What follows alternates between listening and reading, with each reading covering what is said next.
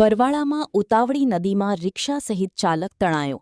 Rescue ટીમની શોધખોળ યથાવત.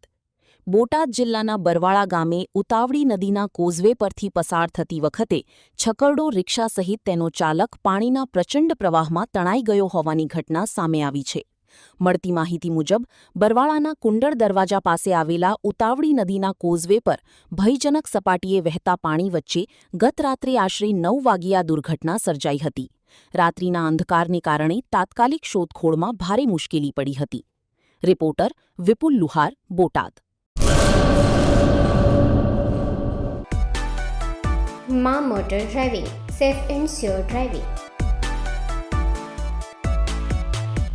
ડ્રાઇવિંગ એ શોખ સાથે આપની મોટી જવાબદારી પણ છે. અમારા ઇન્સ્ટ્રક્ટર દ્વારા સચોટ અને સરળ માર્ગદર્શન.